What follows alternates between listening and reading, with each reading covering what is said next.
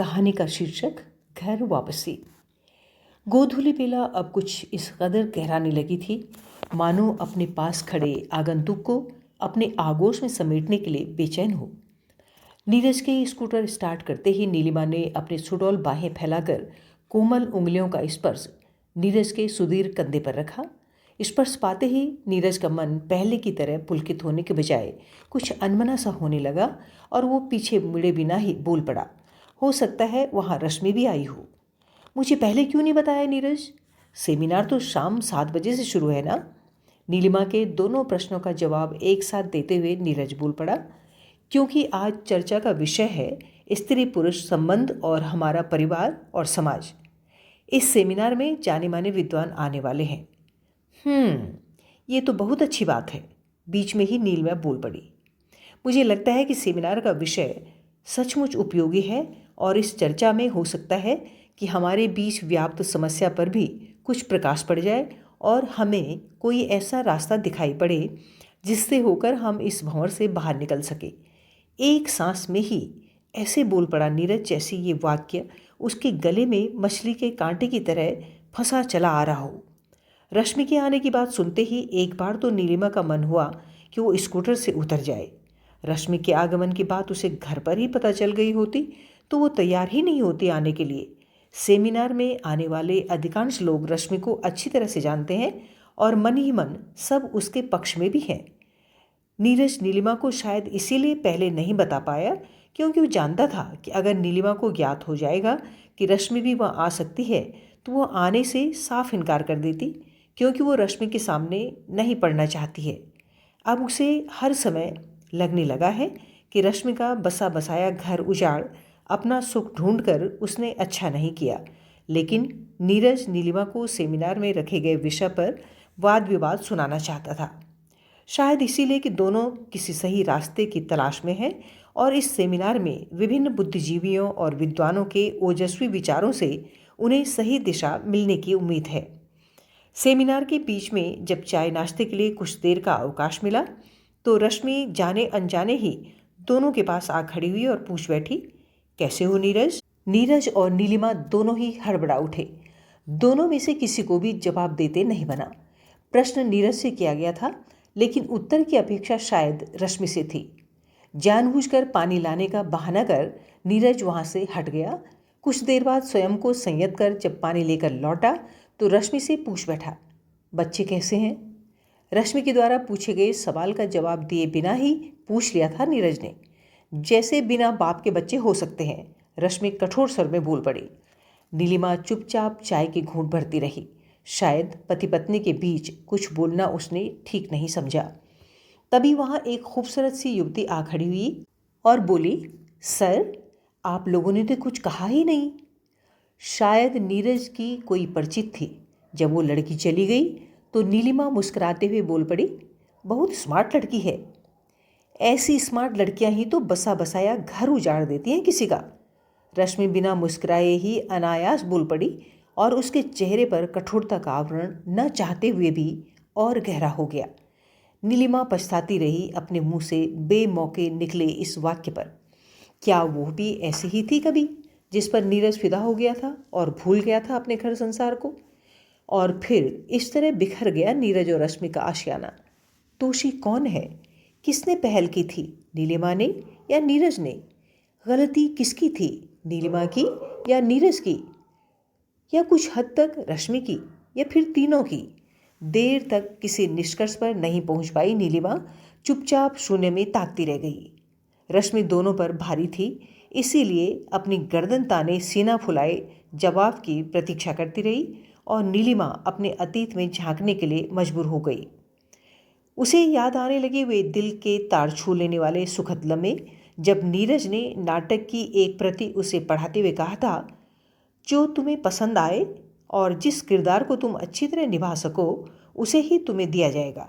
अपना इतना मान सम्मान और किसी के द्वारा इस कदर ख्याल रखा जाना नीलिमा को अंदर तक छू गया था।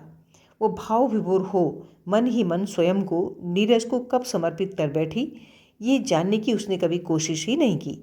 नीरज का रश्मि के पास होते हुए भी उसके पास ना होना एक पत्नी के लिए असह्य होने लगा और वह एक रात न चाहते हुए भी नीरज से कुछ पूछने का मन बना ली। पूछने पर नीरज ने उसे समझाना शुरू किया, तुम शायद कहीं नीलिमा को लेकर उलझन में पड़ गई हो रश्मि। बेकार अपना दिमाग मत खराब करो। हर आम औरत की तरह मत सोचने लगो। स्त्री पुरुष में सिर्फ एक ही तरह के संबंध नहीं होते। बीच में ही टोकते हुए रश्मि बिफर पड़ी। ओह नीरज, न जाने क्यों नीलिमा से मैं बहुत डरने लगी हूँ। तुमसे मिलने के बाद उसका निखरता हुआ यौवन मुझे आने वाले खतरे का संकेत दे रहा है। ये सब आशंका अपने दिमाग से निकाल दो रश्मि। अगर इन्हें अपने अंदर पालोगी तो रस्सी भी तुम्हें सांप का आतंक बनकर डराने लगेगी। नीरज ने फिर कहा और उसे खींचकर अपने सीने से लगाने की कोशिश करने लगा। ना चाहते हुए भी रश्मि को उससे परायेपन की बू आने लगी। वो कुछ कठोर लहजे में कहने लगी, अपने नाटक के संवाद मुझे मत सुनाइए। औरत व्यक्ति को सांप नहीं मानती, सांप को ही सांप मानती है। किसी और लड़की के लिए क्यों नहीं मेरा मन आशंकित हुआ? इसी के लिए क्यों? अच्छा सच बताना, क्या तुम्हें नीलिमा अच्छी नहीं लगती? नीलिमा अच्छी है इसीलिए सबको अच्छी लगती है। अच्छा लगने का अर्थ ये तो नहीं रश्मि कि हर अच्छी चीज़ सबको मिल ही जाए। नीरज ने सहजता से जवाब दिया। मुझे धोखा मत देना नीरज। अगर तुम नीलिमा के बहुत करीब हो गए हो तो मुझे साफ साफ बता देना। मैं अकेले रह लूँगी। कोई औरत चाहे भी तो अपने पति को ज़बरदस्ती अपने आंचल से बांधकर नहीं रख सकती। सब कुछ मन से ही संभव है। अगर तुम नीलिमा को सचमुच चाहने लगे हो तो मुझसे कह दो। मैं तुम्हें रश्मि, कहीं ऐसा तो नहीं कि तुम नीलिमा से ईर्ष्या करने लगी हो? यदि मैं उसे चाहने लगा हूँ, मुझे उससे खुशी मिलती है, तो तुम्हें इतनी परेशानी क्यों हो रही है? तुम्हारी और तुम्हारे बच्चों की ज़रूरतें पूरी करते करते मैं तो बेजान हो चला हूँ। मुझे भी तो अपने लिए कुछ चाहिए। मुझे भी तो अपनी ज़िंदगी जीने का हक है। नीरज के अल्फाज सुनते ही नीरज की बाहों से छिटक कर दूर जा बैठी रश्मि। बस अब रहने दो नीरज, मुझे अपनी बात का जवाब मिल गया है। अब मेरी समझ में आ गया है कि बिना तुम्हारे शह पाए नीलिमा इतने आगे कभी नहीं बढ़ती। कहते हुए रश्मि सोचने लगी, क्या खुद नीरज ने अपने हित के लिए नीलिमा के यौवन का इस्तेमाल नहीं किया? क्यों आकर्षित हुआ वो उसकी तरफ, जबकि उसके जैसी नेक औरत, उसकी पत्नी, उस जो दिन रात उसका ख्याल रखती है, उसे जरा सा भी सरदर्द होने पर वो बेचैन हो उठती है जब तक नीरज को आराम न मिल जाए। और आज 2 बच्चों के पिता होने की परवाह नहीं की नीरज ने। नहीं सोचा कि बच्चों के दिमाग पर क्या असर पड़ेगा उसके इस व्यवहार से, और नीलिमा की तरफ बढ़ते चले गए उसके कदम। क्यों? किस लिए? सिर्फ इसलिए कि नीलिमा एक नवयुवती है, छलकते हुए यौवन की मदमाती प्याली, जिसे अधरों से लगाकर पीने में जरा भी संकोच नहीं किया नीरज ने। उसके दूसरे ही दिन से नीरज और नीलिमा रिलेशन में रहने लगे थे। ओह, क्या बात है नीरज, आज आप उस तरह से मेरे साथ नहीं हैं जैसे पहले हुआ करते थे। नीलिमा ने नीरज के होठों पर अपने तपते अधर रखते हुए जानना चाहा, परंतु नीरज उसे सीने से लगाए एक निर्जीव देह की तरह चुपचाप पड़ा रहा। उससे कुछ भी कहने का मन नहीं हुआ।